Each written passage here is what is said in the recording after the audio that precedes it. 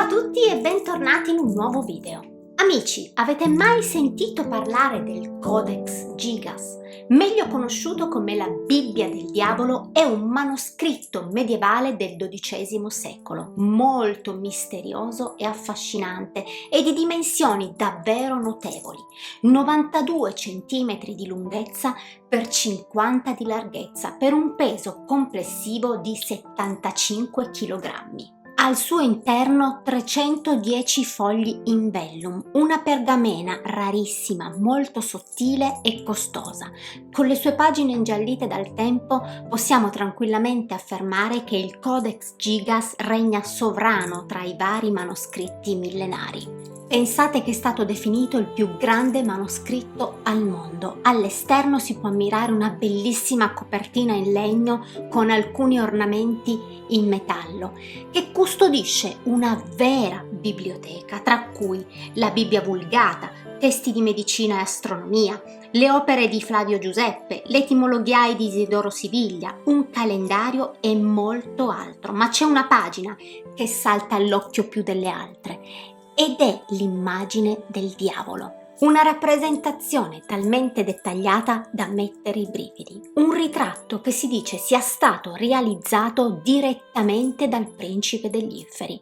Ma non è tutto, perché dietro questo volume c'è una storia davvero allucinante che narra di un monaco benedettino di nome Erman il Recluso che di fronte ad una pena capitale per un crimine da lui commesso fece una richiesta disperata al diavolo: scrivere un intero volume in una sola notte che racchiudeva tutto il sapere umano, e questo per aver salva la vita. In cambio gli avrebbe donato la sua anima per l'eternità. E così fu. In una sola notte Hermann scrisse il Codex Gigas.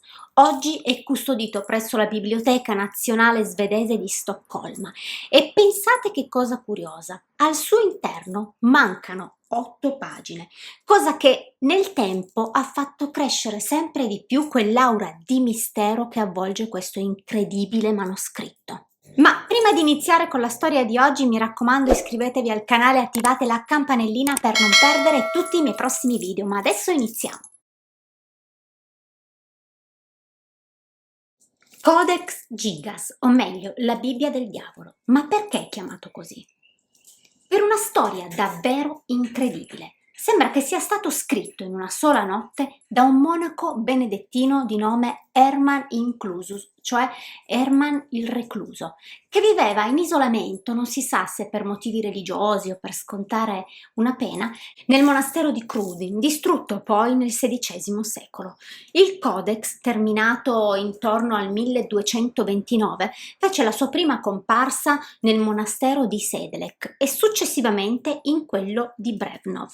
Dal 1477 al 1593 fu custodito nella biblioteca di Brumov, per poi entrare a far parte nella collezione di Rodolfo II d'Asburgo nel 1594. L'imperatore aveva una grandissima passione per l'occulto e collezionava tantissimi oggetti particolari, quindi un manoscritto di tale portata, con un'immagine del diavolo talmente dettagliata da sembrare vera, era perfetto per essere esposto nella sua Camera delle Meraviglie. Dopo la guerra dei 30 anni, nel 1648, tutta la sua collezione però venne presa dall'esercito svedese, tra cui il Codex Gigas e il Codex Argentus, una traduzione del Nuovo Testamento in lingua gotica, Bibbia d'argento perché la maggior parte del testo è stata scritta con un inchiostro color argento. Il Codex Gigas venne quindi portato nella Biblioteca Reale di Svezia a Stoccolma e qui attirò l'attenzione della regina Cristina I di Svezia, che lo volle inserire nella sua biblioteca personale, ma nel 1697 purtroppo scoppiò un incendio che colpì proprio l'ala nord dove era ubicata questa preziosissima biblioteca. Molti manoscritti furono tratti in salvo, tra cui proprio il Codex Gigas, che, pensate, per il suo enorme peso fu lanciato da una finestra del palazzo. Dal 2007 al 2008 fu dato in prestito alla Biblioteca Nazionale Ceca e ad oggi è custodito nella Biblioteca Nazionale Svedese a Stoccolma. Ma qual è questa leggenda così allucinante che aleggia sopra il Codex Gigas? Nel 1209 il monaco benedettino Hermann il Recluso, dopo aver infranto i voti, non si sa per quale motivo, fu condannato ad essere murato vivo. Per eludere questa punizione, Hermann chiese ai monaci una grazia. Voleva salva la vita e in cambio lui in una sola notte gli avrebbe creato un'opera che conteneva al suo interno tutto il sapere umano. Questa era una convinzione medievale che la scrittura poteva in qualche modo espiare i propri peccati. I monaci acconsentirono a questa sua richiesta perché per loro era impossibile una cosa del genere.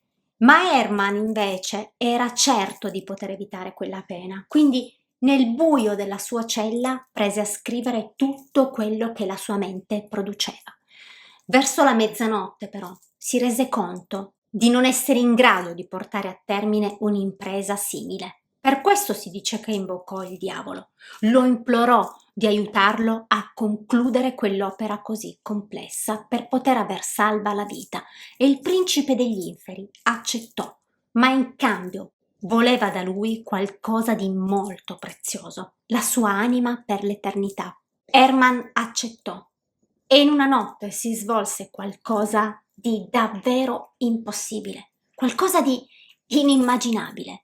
Alle prime luci dell'alba, il Codex Gigas, uno dei manoscritti più antichi, complessi e più grandi del mondo, fu terminato. Hermann riuscì a salvare la sua vita, ma ad un prezzo carissimo.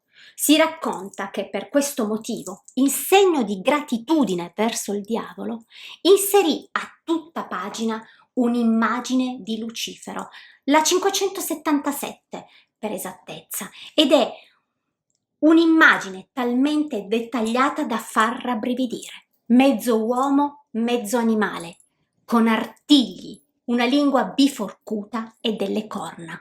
Hermann però non ebbe mai pace da quella notte e sembra che un giorno, disperato per quello che aveva fatto, si rivolse alla Vergine Maria per chiedere il perdono a Dio. La Vergine gli porse la mano, ma Hermann morì nel momento esatto in cui stava per essere liberato dal suo contratto diabolico. Ma cosa contiene quest'opera pazzesca?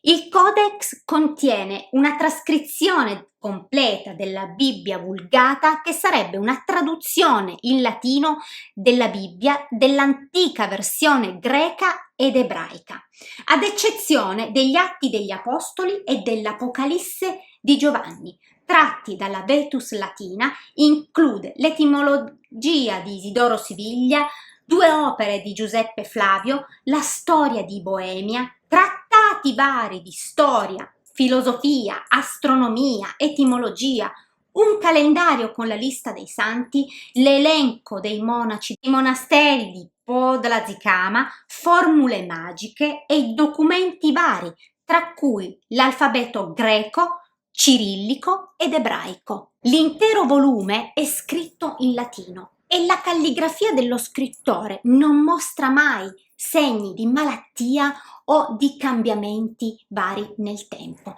Per questo si pensa che sia stato scritto in un brevissimo periodo di tempo e da una sola persona, mentre molti studiosi ritengono che ci sia un lasso di tempo di circa 20 anni su questa scrittura, sempre però scritto dalla stessa persona. Il volume include miniature in rosso, verde, giallo e oro e le iniziali maiuscole occupano spesso l'intera pagina e l'aspetto resta invariato dall'inizio alla fine. La pagina che attira di più l'attenzione, l'abbiamo detto, è la 577 con l'immagine del diavolo, ma pensate che alcune pagine prima sono scritte su fogli stranamente anneriti che gli danno un aspetto davvero inquietante proprio perché sono diverse da tutte le altre. E nella pagina adiacente alla 577 c'è un'illustrazione davvero particolare, la città celeste, come se l'autore avesse voluto mettere in contrasto il bene e il male. Ma cosa accomuna il Codex Gigas alla Bibbia classica? Mentre il Codex e la Bibbia rappresentano opere monumentali di epoche e contesti differenti, condividono alcuni contenuti sacri. Il Codex presenta la Bibbia vulgata completa, mentre la Bibbia classica raccoglie testi ebraici. Oltre a questo, entrambi i volumi includono conoscenze importanti. Il Codex spazia tra medicina, astronomia, testi di magia, eccetera, mentre la Bibbia classica integra salmi, profezie ed include anche una morale e messaggi spirituali. Pensate che la Library of Congress ha messo a disposizione il download gratuito del manoscritto in formato digitale per chi avesse voglia di consultarlo. Ovviamente non abbiamo la certezza che questo volume sia stato scritto in una notte. E molti scienziati sono contrari ovviamente a questa cosa. Questa storia non la conoscevo. Mi raccomando, fatemi sapere nei commenti se conoscevate questa storia e che cosa ne pensate. Io vi mando un bacio grande, ci vediamo domenica con un'altra storia. Ciao amici.